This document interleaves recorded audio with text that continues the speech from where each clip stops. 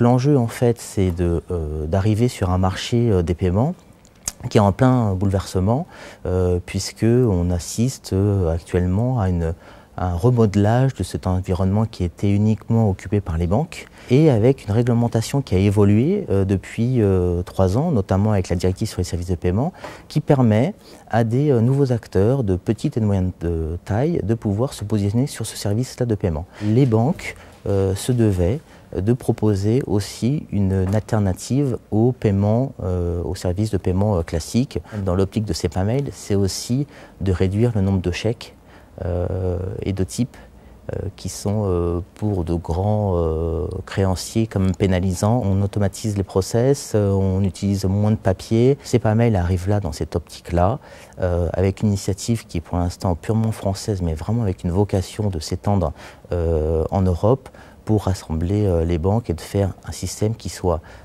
sécurisé et robuste et qui s'appuie sur des socles qui ont déjà fait leurs preuves par le passé.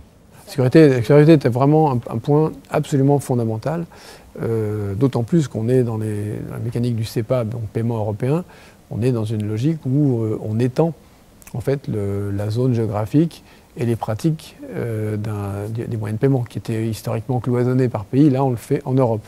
Et si possible qu'on est dans le monde numérique, on s'attend aussi à ce que ça garantisse la livraison et que si vous n'êtes pas livré, vous puissiez être remboursé, etc. Donc il y a une logique de confiance à établir, mais aussi des outils et des process qui permettent de garantir cette confiance.